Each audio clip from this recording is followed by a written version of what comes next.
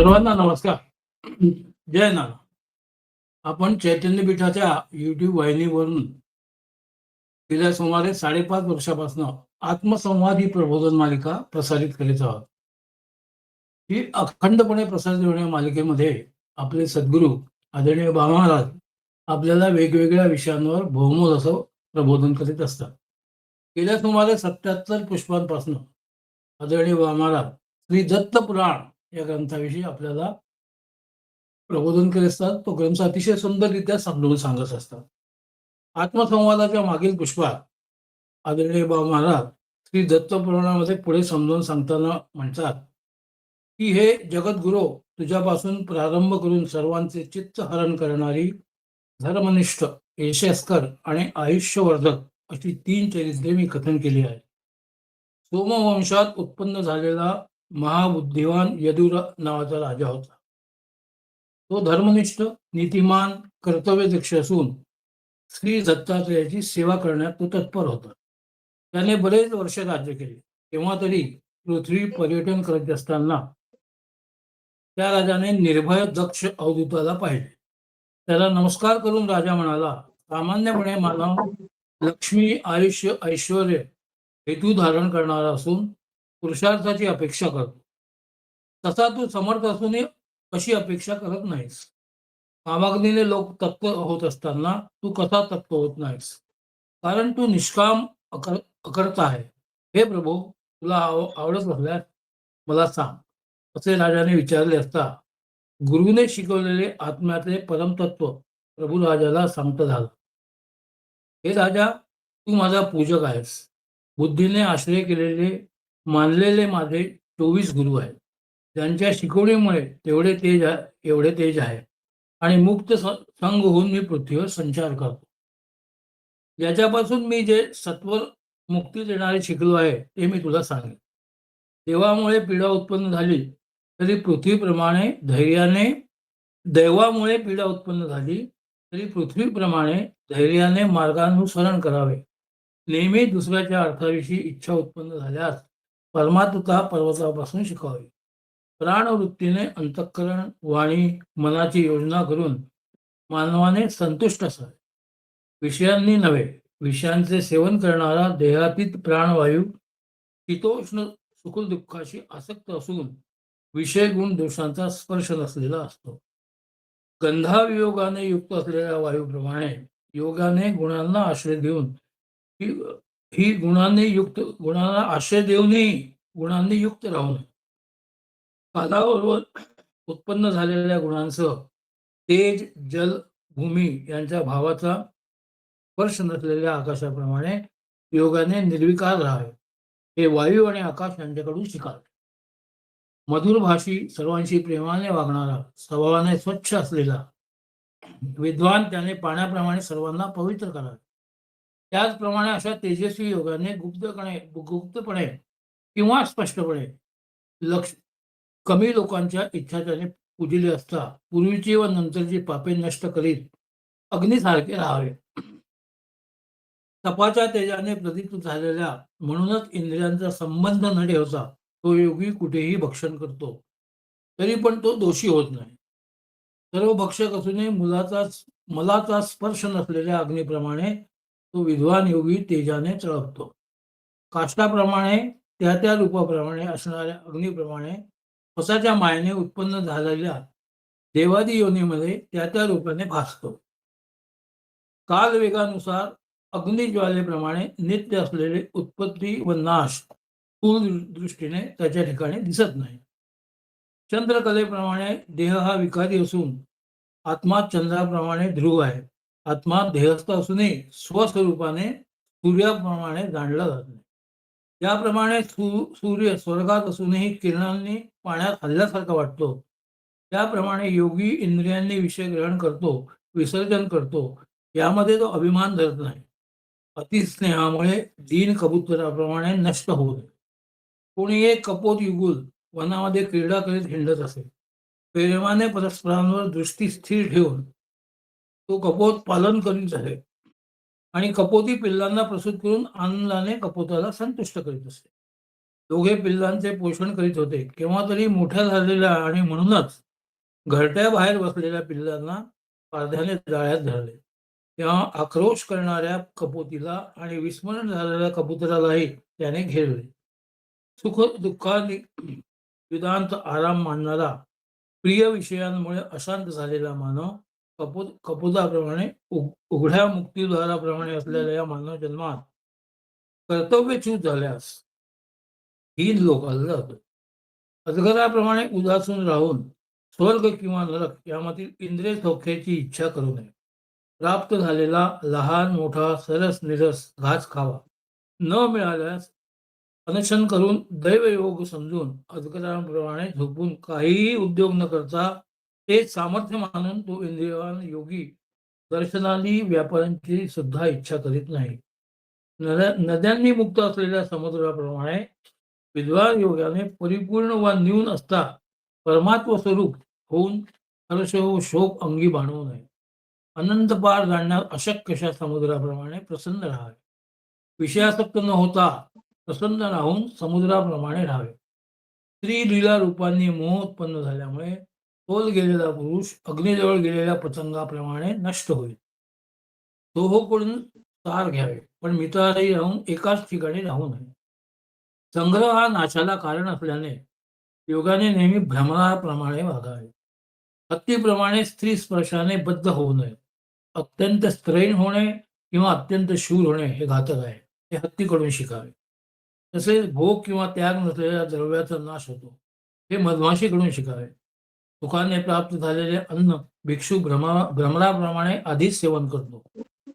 त्याने हरणाप्रमाणे गीत ऐकण्यात गुंग होऊन किंवा हरणाच्या पाडसाप्रमाणे नृत्यात दंगवून स्वतः बद्ध होऊ नये. रसाची आसक्ती न ठेवता परिमित भोजन करून जिभेवर ताबा ठेवा. रसावर ताबा ठेवल्यास सर्व जिंकले. विदेहपुरात पिंगला नावाची वैश्या पुष्कळ द्रव्य देणाऱ्या जरांची इच्छा करीत राहिल्याने झोप उडालेली ती द्रव्य चिंता हे दुःखाचे कारण मानून स्वतःचा धिक्कार करीत म्हणते, परमानंद देणाऱ्या अंतर्यामी परमात्म्याला टाकून भीती शोक मोह देणाऱ्या नश्वर अशा दुसऱ्या मर्तजालाची मी इच्छा करते. त्या माझा धिक्कार असो. आता यापुढे या शरीराने मी स्वतः रामाशी रममाण होईल. योगाला आशा ही प्रतिबंध करणारी असून शेवटी नैराश्य येते. वैश्येपासून हे शिकण्यासारखे आहे. असा विचार करून आशा सोडून ती आत्म्याच्या ठिकाणी रममाण झाली. निराश झालेल्याची कृपा सुद्धा दुःखाला कारण असते. हे जाणणारा विद्वान अकिंचन असेल तर अनंत सुख प्राप्त करतो. आदरणीय वामनाने हा अध्याय इथपर्यंत अतिशय सुंदररित्या समजावून सांगितला आणि आपल्या प्रबोधनाला इथे त्यांनी स्वल्प विराम दिला. मी त्यांना विनंती करतो की आजच्या प्रबोधनाला त्यांनी सुरुवात करावी. नमस्कार.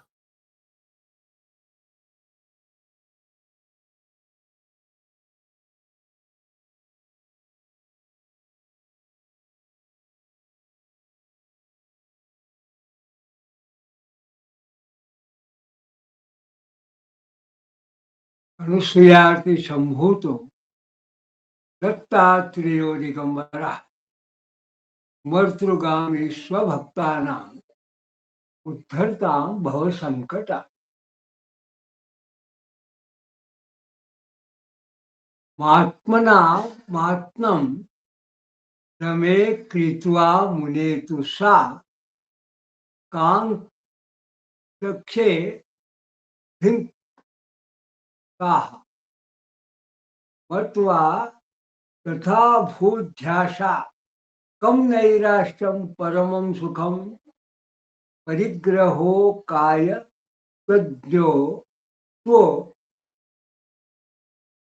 तो अप्य अनंत सुखायते. महाराजांनी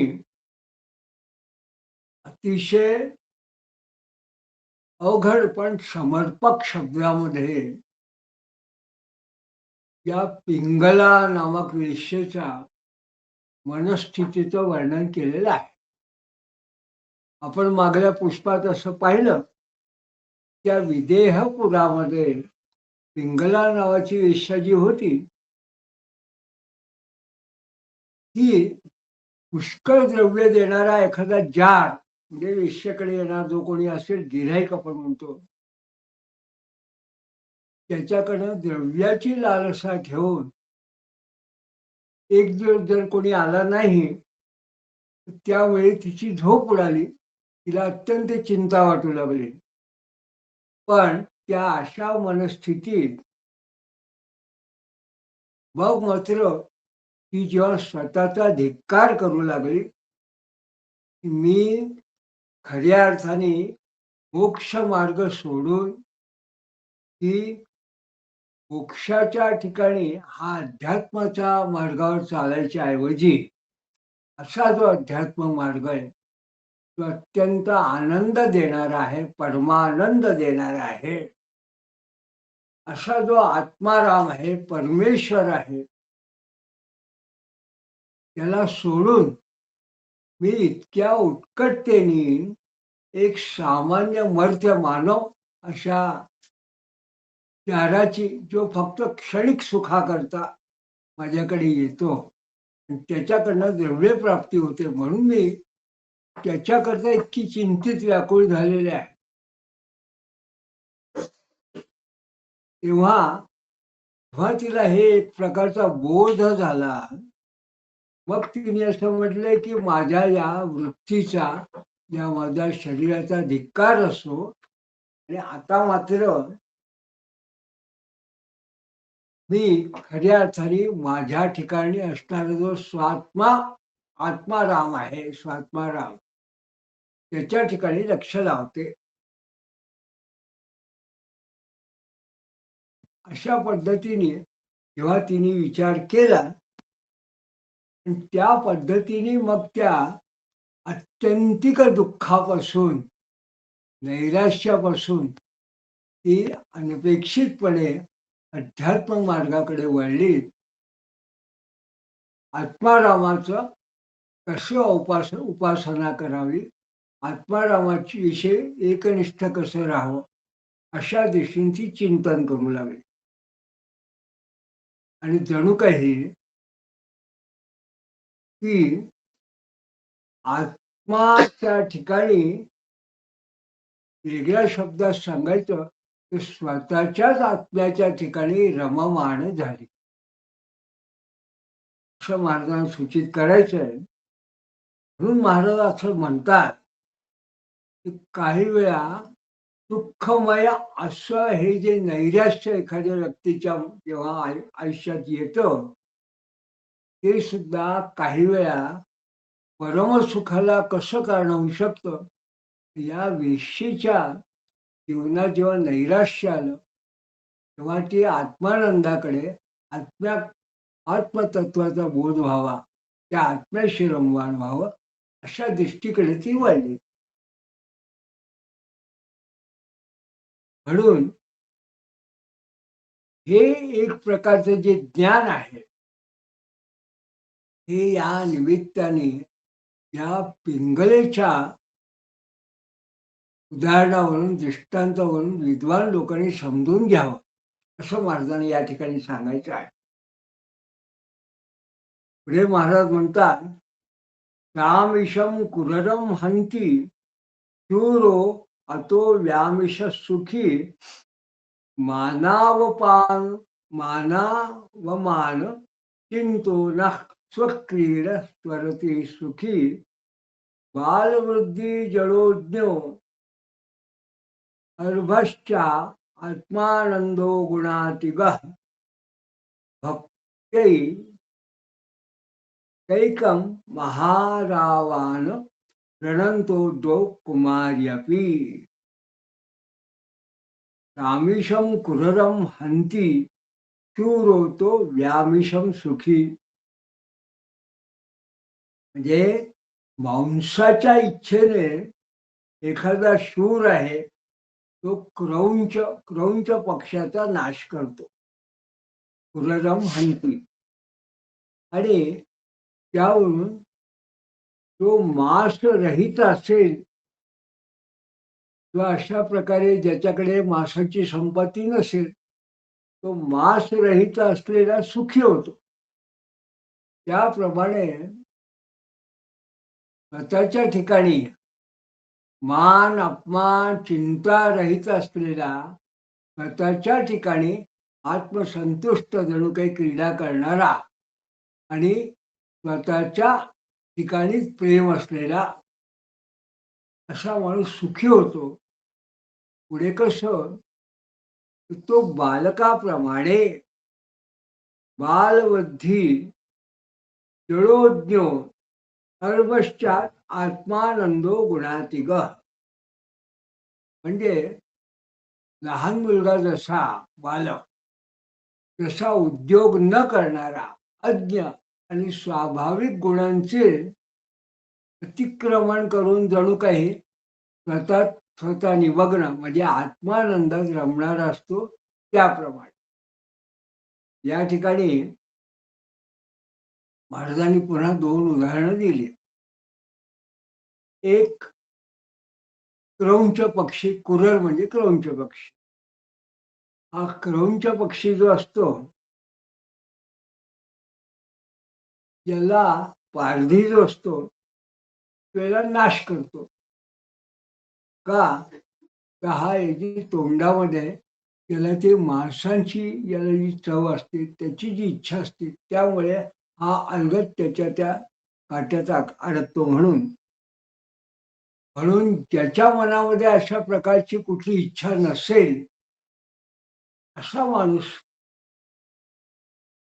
इच्छा नसेल म्हणजे कसा, तर मान अपमान चिंता रहित असा जो कोणी असेल तो माणूस सुखी आहे, कारण तो कशात आसक्त नाही. त्याचप्रमाणे दुसरं उदाहरण दिलं स्वामी महाराजांनी लहान बालकाचं. कारण हा लहान बालक जसा उद्योग न करणारा, लहान मुलगा काय उद्योग करणार आहे स्वतःच्या पोटापाण्याकरता, स्वतःच्या जीवाकरता, जीवनाकरता त्याला काय कळतं? अज्ञानी आहे. तसा हा जसा लहान मुलगा उद्योग न करणारा अज्ञ म्हणजे अज्ञानी आणि स्वाभाविक जणू काही गुणांचं अतिक्रमण करून सामान्य जे काही गुण असतात त्या गुणांच्या मागे न लागता स्वतःमध्ये हा जणू काही आत्मानंदात ब्रह्मांड असतो त्याप्रमाणे योग्यानी असतो. पुढे ते एक वेगळं उदाहरण असं सांगतात. पाण्यात धुत्ये कैकशंगम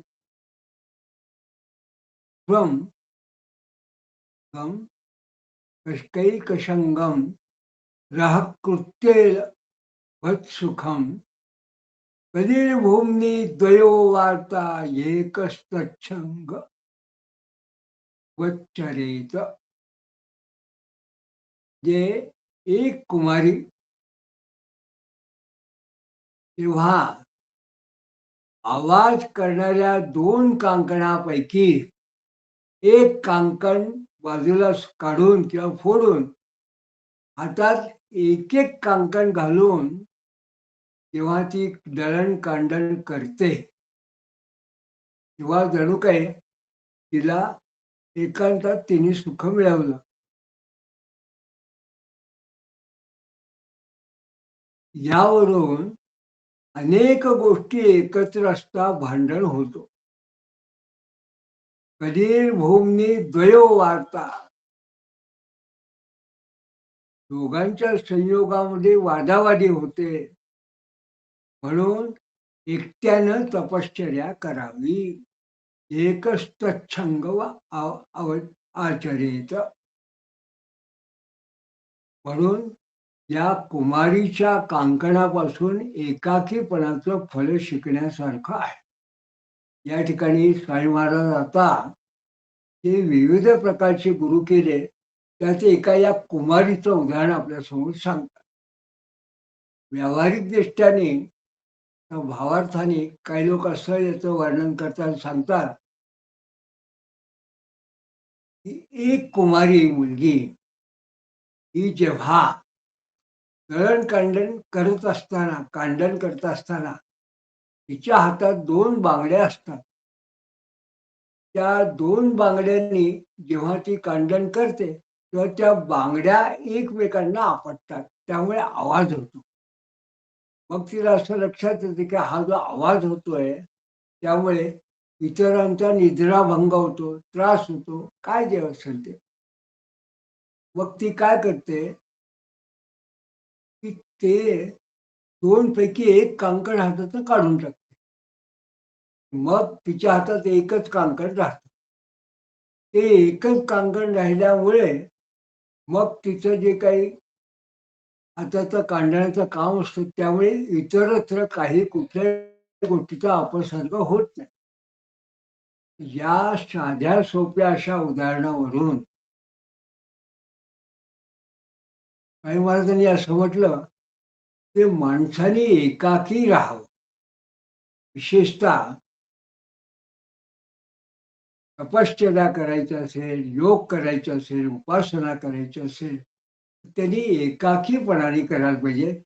जोडून अशी दोघांनी जोडीने अशी तपश्चर्या, उपासना वगैरे होत नाही. तपश्चर्या, उपासना, ध्यान, धारणा जे काही असेल ते एकट्याने होतं. हे महाराज सांगतात.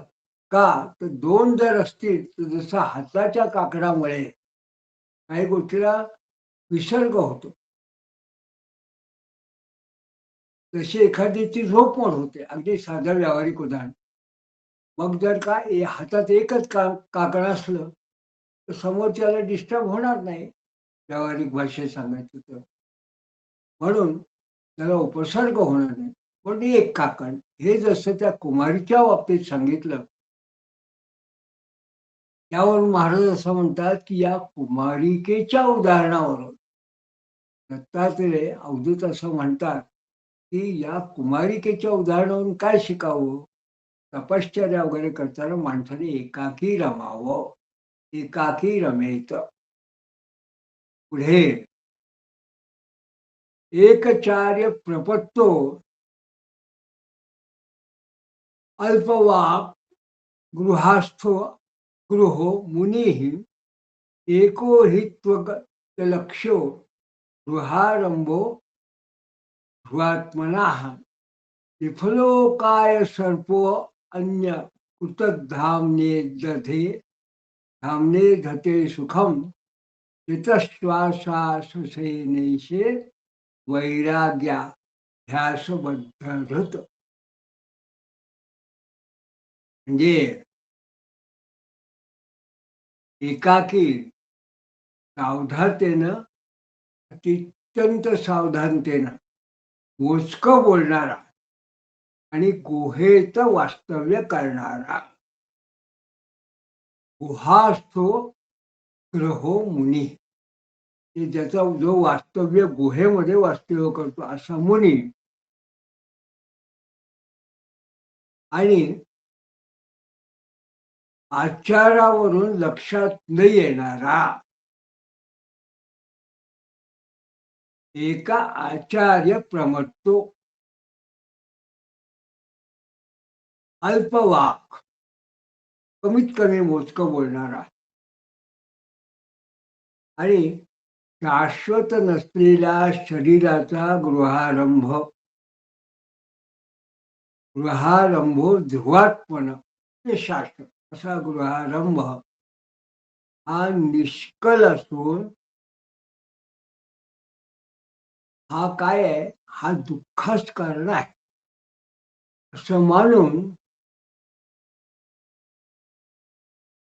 दुसऱ्यानं तक्रार केलेल्या घरात वास्तव्य करून राहणार जो कोणी असेल, विफलो काय सर्पोन अन्य कृतधामना निधते सुखाम. दुसऱ्याच्या घरात राहणारा सर्पाप्रमाणे तो सुख मिळवतो. या ठिकाणी विफलो काय सर्पो अन्य कृतधामने रते सुखम. आणि हितश्वासा तसे नेशे वैराग्याभ्यासबद्ध हृत. म्हणजे अनिकेतता, जितश्वास आणि श्वासाने नेशे अनिकेतता आणि एकाग्रता हे कोणाकडून? तर जो बाण तयार करणारा असतो त्याच्याकडून. काही महाराज म्हणतात योग्यानं या गोष्टी शिकाव्या. म्हणजे काय? या ठिकाणी सर्प आणि बाण तयार करणारे किंवा सर्वकार अशा दोघांचं या ठिकाणी उदाहरण दिलंय. या ठिकाणी सर्पाचं काय आहे? सर्प हा स्वतः कधी घर बांधून राहत नाही. स्वतः घर बांधत नाही. कारण त्याला घर कसं बांधणार तो? त्यामुळे तो काय करतो, की वारूळ जर मुंग्या-बिंग्याने बांधलेलं असेल, तिथे तो वस्ती करून राहतो.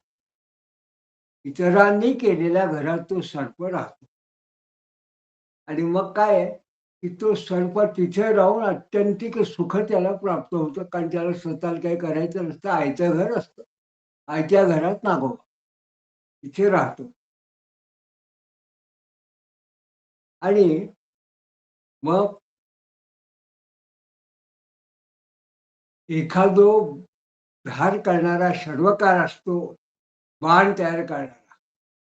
त्याचं संपूर्ण लक्ष ते बाण आपला हा धारदार कसा होईल त्याच्याकडे त्याचं लक्ष असतं.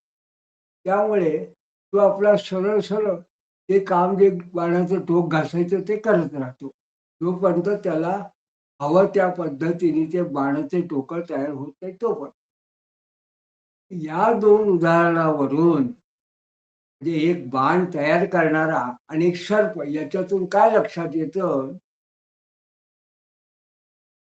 तर सर्पाकडून अनिकेतता कुठल्याही ग्रहाविषयी, एखाद्या घराविषयी, एखाद्या स्थानाविषयी आसक्ती न ठेवता तो मिळेल त्या ठिकाणी जाऊन सुखाने, आनंदाने राहतो. आणि जो बाण तयार करणारा आहे, त्याच्याकडून एकाग्रता शिकण्यासारखी असते त्याच्याकडून. पण त्याचं संपूर्ण लक्ष हा तो आपला बाण हा टोकदार कसा होईल याच्याकडे असतो. पुढे महाराज असं म्हणतात, संयुक्तम वासना मुक्ता मुक्त्वा तत्ववृद्धे निधनम धनम निर्वाणम वेत्य तो नांतर बहिष्ठम मुनिरात्मदृक. म्हणजे परब्रह्माच्या ठिकाणी योजलेलं जे चित्त असेल ते कर्मवासनाचा त्याग करून सत्व बुद्धी वृद्धी झाल्यानं संयुक्त वासना मुक्त्वा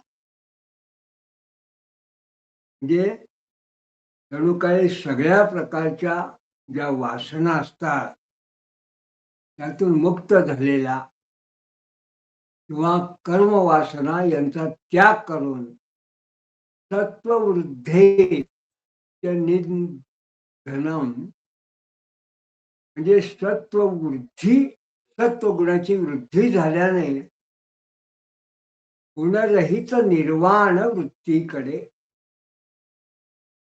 निर्वाण वेत्यतो जाणतो.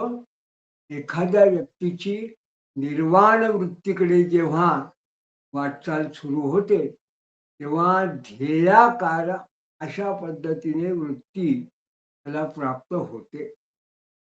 आणि मग नांतर बहिष्ठम म्हणजे त्याची बुद्धी बाहेर नाही, किंबहुदा ना अंत बहिष्ठम आतही नाही बाहेरही नाही, असं आत बाहेर असं जो काहीही जाणत नाही. नांत बहिष्ठम मुनी रा आत्मदृक असा जो मुनी असेल त्याला एक प्रकारची आत्मदृष्टी प्राप्त होते. तो आत्मदृष्ट असा होतो. आत्म्याचा स्वतःचं दर्शन जणू काही त्याला होतं. असं आत्म्याचं दर्शन करणारा असा तो मुनी होतो.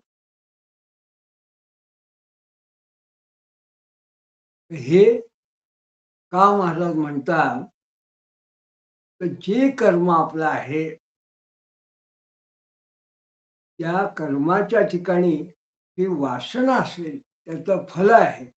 त्याचा त्याग करून आपलं जे चित्त आहे, ते फक्त जर परब्रह्माच्या ठिकाणी लावलेलं असलं, त्यामुळे काय होतं, सत्ववृद्धी होते. आणि मग या सत्ववृद्धीमुळे निर्वाण वृत्ती प्राप्त होऊन मग तुमच्या ध्येयाशक्ती, ध्येयाकडे माणूस जेव्हा वाटचाल करतो, तेव्हा शेवटी त्याचं जे ध्येयाकार वृत्ती ती त्याला प्राप्त होते.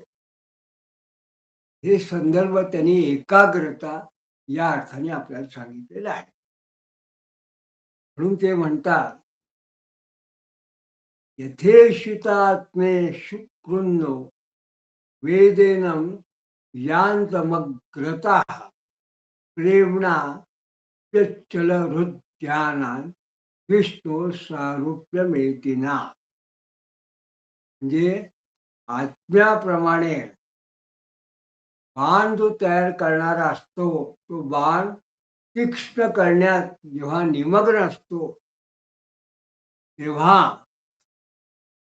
जणू काही त्या इथे महाराज थोडा उलगडा असं करतात, की हा जेव्हा तो बाण आपल्याला असं म्हणतो टोकदार व्हायला पाहिजे, म्हणून त्या बाण घासत असताना त्यात निमग्न असतो. तर काय होतं, की त्याच्या बाजूने वाजत गाजत चाललेल्या राजाची सुद्धा जी मिरवणूक असेल, त्याची त्याला जाणीव होत नाही. म्हणून या ठिकाणी आता महाराज असं म्हणतात, यथेशिता मे शुकुन्नो वेदेनं व्यांत मग्रता. जे अगदी वाजत गाजत रायाची मिरवणूक जरी चालली असेल, तरी याचं काही लक्ष त्या ढळत नाही, तिकडे जात नाही. हा आपला निमग्न असतो तो बाणाला धार करण्यामध्ये. त्याप्रमाणे तो आत्यंतिक प्रेमाने स्थिर चित्त होऊन तो भगवान विष्णूचं, इष्टदेवतेचं ध्यान करतो. तो असा जो पुरुष असेल, तो विष्णू स्वरूपाला जणू काही प्राप्त होतो. जणू काही त्याला सारूप्य मिळते ना, तद विष्णू, तो जणू काही विष्णू स्वरूपाला प्राप्त होतो. का प्रागरूपमुत्सु संपेश क्रुद्ध्वा न्या कीटकवत्तद्रुतं यथोर्णनाभिस्ततोर्णा विहार्यन्ते की ताम तथा. म्हणजे पूर्वीचं स्वरूप टाकून दिल्यामुळे भ्रमर, प्रागरूपम मुत्सु संपेश क्रुद्ध्वा ना कीटकवत द्रुतम. पूर्वीचं स्वरूप टाकून ध्यानामुळे भ्रमर पुन्हा किड्याप्रमाणे आपल्या रूपाला प्राप्त होतो.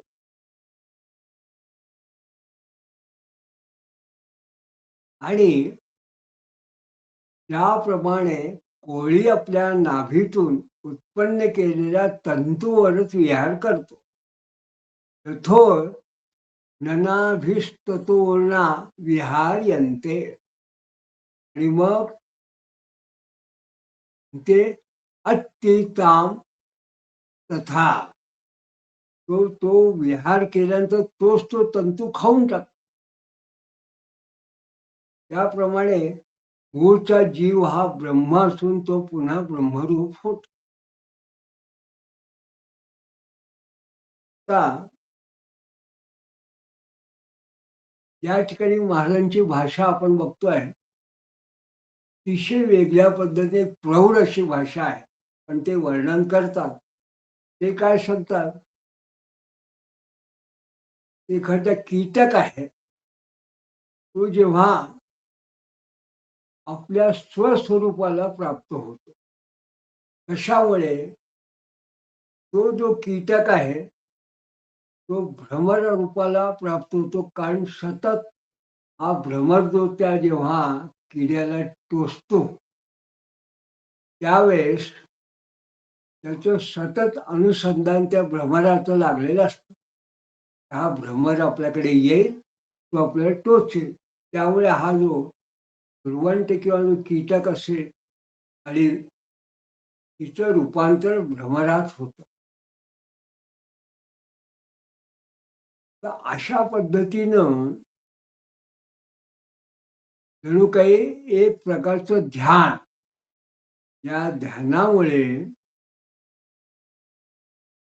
हा जो साधारण माणूस आहे, व्यक्ती आहे, योगी आहे, उपासक आहे, हा आपल्या इष्टाच्या स्वरूपात जणू काही प्राप्त होतो. त्याचं सारूप्य अशा पद्धतीने जणू काही विष्णू स्वरूप प्राप्त होतं, हे महाराजांना सूचित करायचं आहे. आणि मग कोळी जसा आपल्याच नाभीतून तंतू काढून उत्पन्न करतो, ते तंतूचं जणू काही जाळं विणतो, त्याच्यात तो काही काळ राहतो आणि मग जणू काही त्याचा विहार झाला, त्याचा तो वेळ आली की मग तो सगळं जे जाळं आहे ते स्वतःच खाऊन टाकतो. त्याप्रमाणे मूळचा जीव हा ब्रह्म आहे, पण ब्रह्म जणू काही त्या जीवात्म्याप्रमाणे याचं एखादं जाळं काढावं, विणावं, त्याप्रमाणे त्या जीवात्म्याचं एक प्रकारचं निर्माण करतो. हा जीव निर्माण करतो. त्या जीवाला असणारं ते सगळं भोक्तृत्व, बाकी काय असेल त्याचा आचार व्यवहार, हे सगळं माईक निर्माण करतो. मग जेव्हा त्याची इच्छा असते, तेव्हा तो त्या जीवाला जणू काही पुन्हा स्वतःमध्ये एकत्र करून घेऊन टाकतो. आणि मग तो जीव जो असतो तो सदा पुन्हा ब्रह्मस्वरूप होऊन जातो, असे या ठिकाणी महाराज म्हणतात. हे त्यांना आणखीन उलगडा करतात तेव्हा ते असं म्हणतात, प्राख माया सुष्टमेका संहृत्या भुक्षये द्वया शक्त्या अखिलाश्रया सर्वेट कालेनात्मभूभावता. म्हणजे सृष्टीच्या पूर्वी एकमेवा द्वितीय असा परमात्मा हा मायेने उत्पन्न झालेला विश्वाचा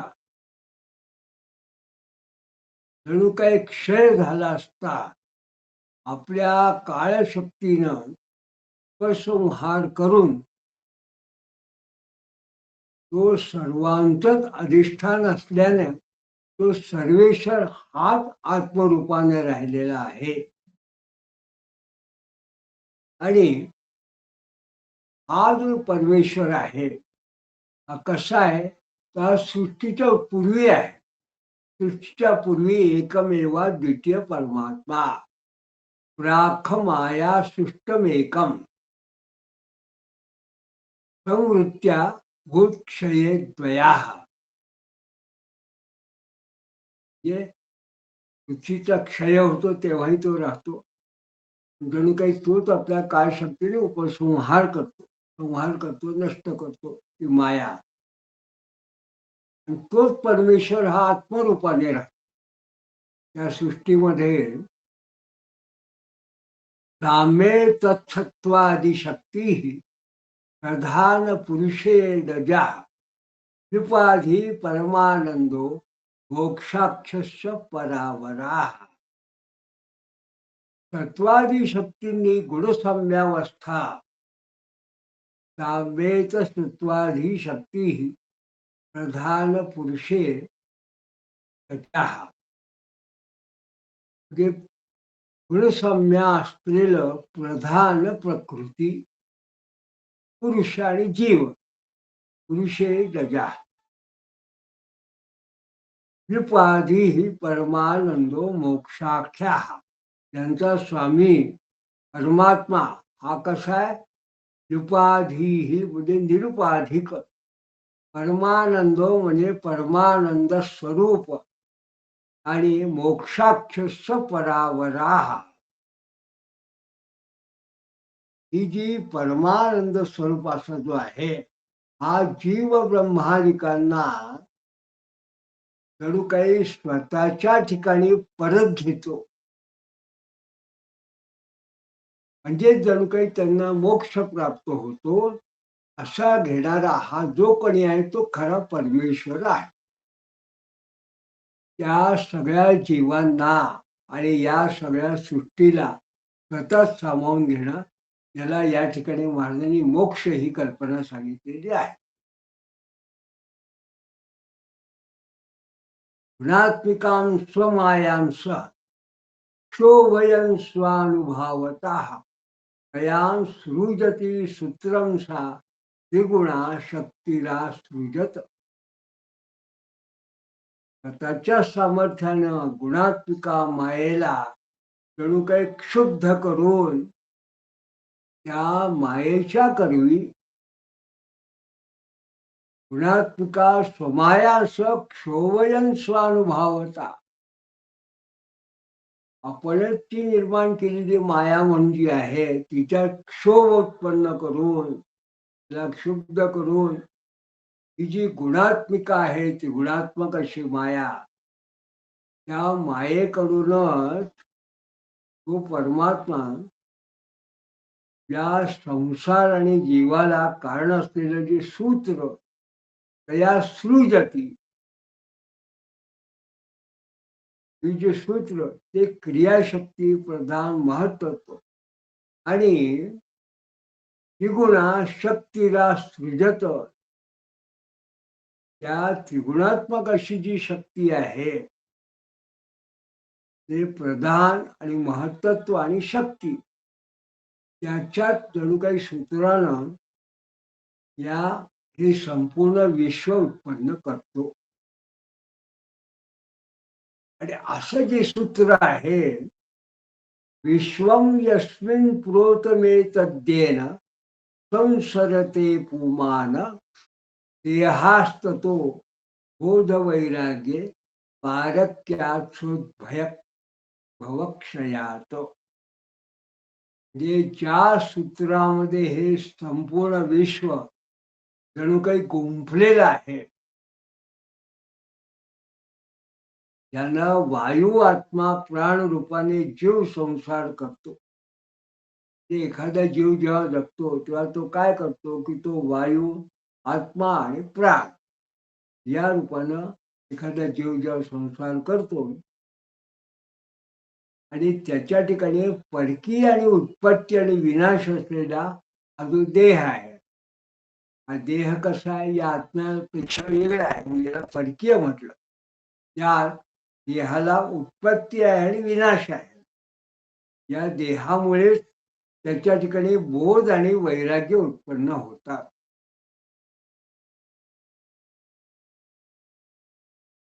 म्हणून देहास्त तो बोध वैराग्ये असे शब्द त्यांनी म्हटला. आणि आत्मेष्ट भृत सुष्ट बीजा प्रियेच्छून नश्यती ध्रुवत गावः स्वार्ये स्वपत्नीवत्तम योनंती ही दुर्लभम मत्वा नृजन्म तद्विक्ष्मा शरेन्मुक्तो न अहंकृती तच्छुत्वा समचित्तोद्भूत मुक्त संगो यदुद्धृतम. या ठिकाणी महाराज असं वर्णन करतात, स्वतःचं आणि स्वतःच्या इष्ट स्त्री पुरुषांचं पोषण करणारा, दुसऱ्या देहाचं कारण असणारा असा जो कोणी सुख अभिलाषी असेल, त्याचा देह हा वृक्षाप्रमाणे नष्ट होतो. आत्मेष्ट भृत्सष्ट बीजा प्रियंचु नश्यती ध्रुवत. सवती ज्याप्रमाणे पुरुषाला, एखाद्या पुरुषाला जर सवती असतील त्या जसा त्रास देतात, त्याप्रमाणे इंद्रिय त्या देहाचे लचके तोडतात. तरी सुद्धा हा जो नरजन्म आहे, हा नरजन्म एक गोष्टीकरता महत्वाचा आहे. काय आहे? हा ज्ञानप्रद आहे. म्हणून हा दुर्लभ आहे. हा दुर्लभ आहे कारण या नरदेहात माणसाला आत्मज्ञान, आत्मसुखाची प्राप्ती आणि मोक्ष प्राप्ती याचं ज्ञान प्राप्त होतं. म्हणून आता तुला जे काही ज्ञान प्राप्त झालेलं आहे, तच्छ्रुत्वा समचित्तो भूत मुक्तासंगो यदुर्धृतम्.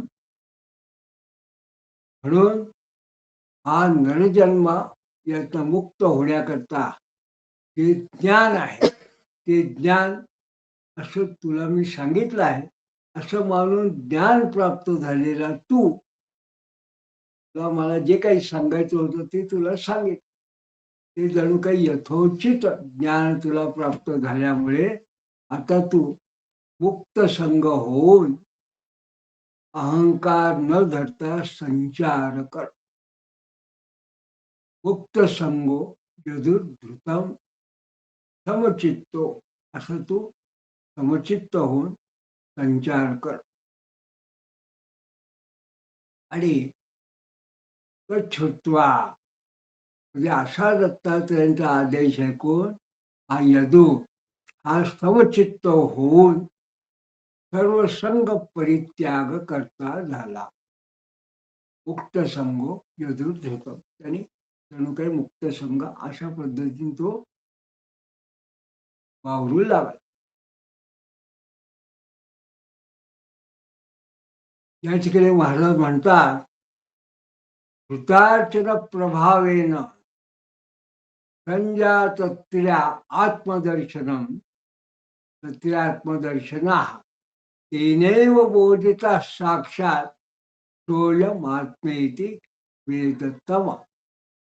म्हणजे कृता अर्चन प्रभावेन, पूजा केल्यानंतर उत्पन्न झालेल्या सामर्थ्यानं प्रभावेनं आत्मदर्शन झालेल्या त्या यदूला संजात आत्मदर्शना, त्या यदूला दत्तात्रेयाने तैनेव त्याला बोधिता बोध केला, जाणून दिलं. आणि साक्षात सो य महात्मेती वेदतम, तोच हा आत्मा आहे हे जणू काही ज्ञान त्याला दिलं, जाणवून दिलं. आणि यदून सुद्धा ते जाणलं. आणि त्यानंतर नत्वा त्रिशं तदादिष्टो यदुहु स्वैरं यचारगाम तद्रूपं पूजयन् विश्वं दत्ता स्फूर्त्यन् वितं वितं. मग त्या रदीशाशा दत्तात्रेयाला नमस्कार करून दत्वा त्रिशं तदादिष्टो यदुहु, त्या दत्तात्रेयाने आदेश दिलेला यदू सत्ता आणि स्फूर्ती यांनी युक्त असलेल्या एकाच ठिकाणी अशा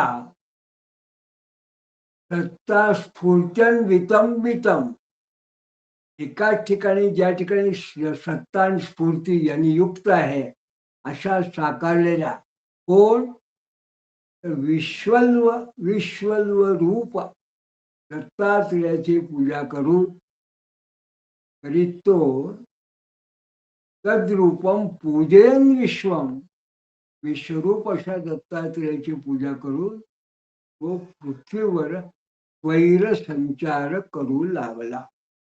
अशा पद्धतीने स्वैरम यचार गाम, कोण, यदू. तर अशा पद्धतीने या यदुराजाला जेव्हा भगवान दत्तात्रेयाने 24 गुरूंचं ज्ञान दिलं, तरी त्याला ज्ञान प्राप्त होऊन तो सुद्धा भगवान दत्तात्रेयाप्रमाणे जणू काही एक प्रकारे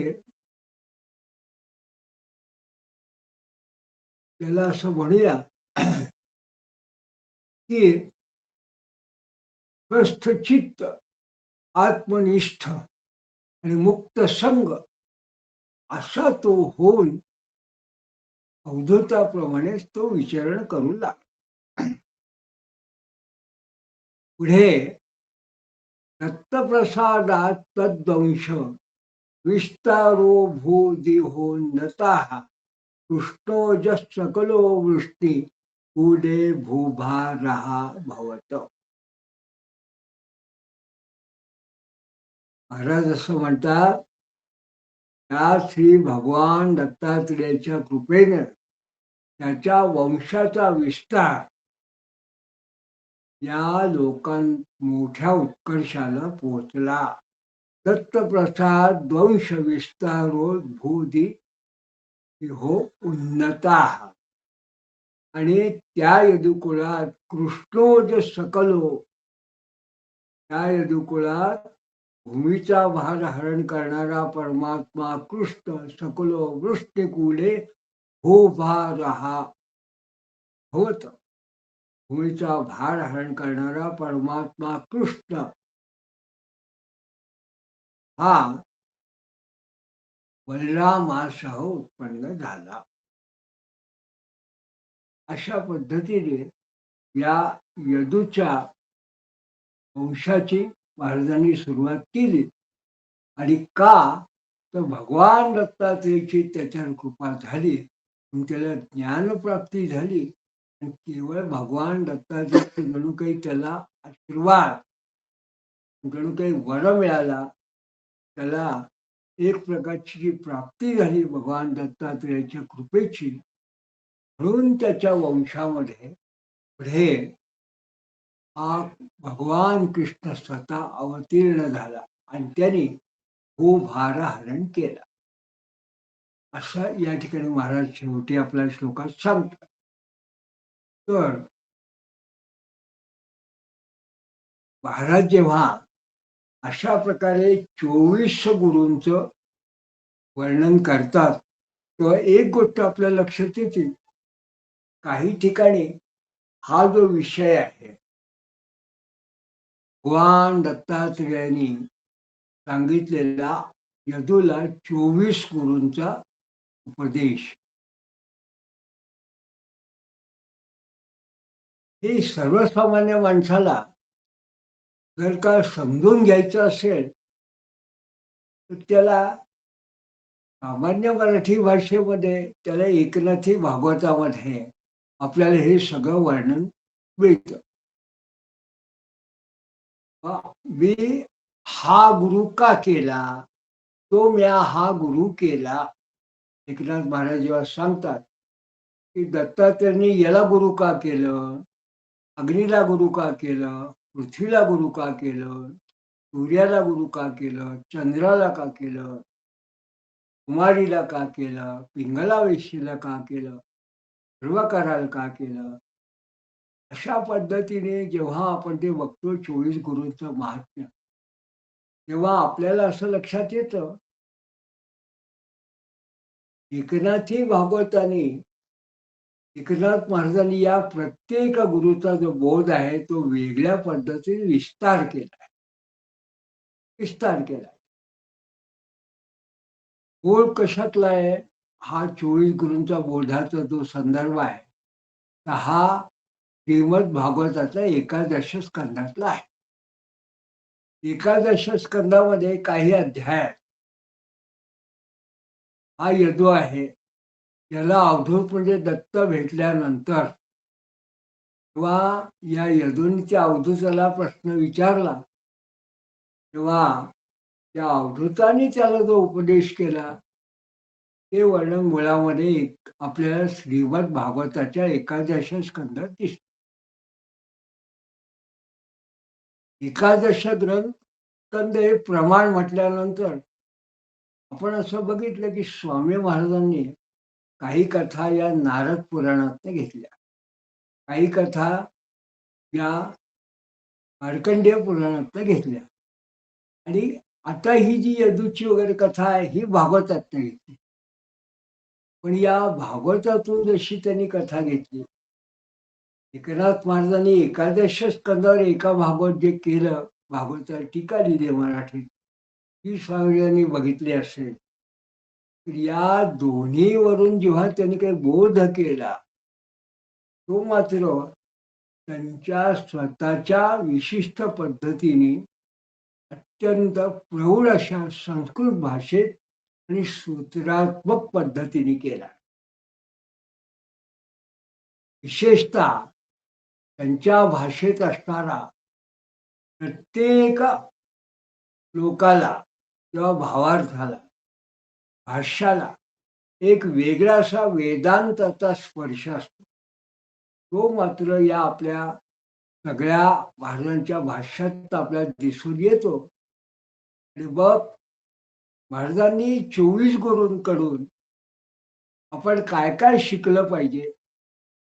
एखाद्याला योगी असेल तरी काय त्याच्यातनं घ्यायला पाहिजे, कसं राहायला पाहिजे, कसं भार विहार ठेवावा, कसं विचरण करावं, याचं सांगोपांग वर्णन केलं, पण सूत्रात्मक पद्धतीने केलं.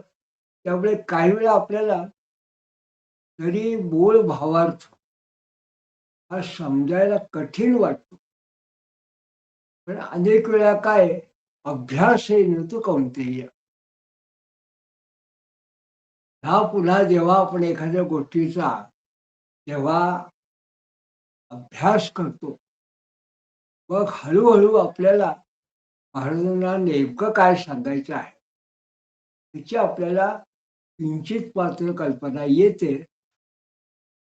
आणि मग आपल्याला खऱ्या अर्थाने ते जे नेमकं काय सांगतात ते जे सूत्र आहे त्याची आपल्याला जेव्हा जाणीव होते, तेव्हा हा अध्यात्मार्गाकडे वाटचाल करणारा हा यदु अवधूत संवाद जो आहे, त्याचं खरे यथार्थ जे काही स्वरूप आहे ते आपल्याला तेव्हा प्राप्त होऊ शकतो. तेव्हा हा जो यदु अवधूत संवाद आहे, तो आपापल्या पद्धतीने मिळेल त्या ग्रंथातून तो कोणी सोपा करून सांगेल त्या पद्धतीने का होईना, पण त्यांनी आधी जर का त्यांनी वाचला एखाद्या व्यक्तीने, मग जेव्हा दत्तपुराणातला हा अध्यायातला काही भाग त्यांनी बघितला, तर मग त्याला स्वामी महाराजांच्या विशेष साहित्य विशिष्ट वेदांत अशा या भाषेची ही महाराजांच्या भाष्याची नेमकी कल्पना येऊ शकेल. एवढं सांगून आज आपण हे पुष्प या ठिकाणी थांबवतो आहोत. हे पुष्पात आता आपण भगवान कृष्णाचा चरित्राचा संक्षेपाने महाराजांनी त्यापुढे जे वर्णन केलेलं आहे आपण बघणार आहे. अवधूत चिंतन श्री गुरुदेव.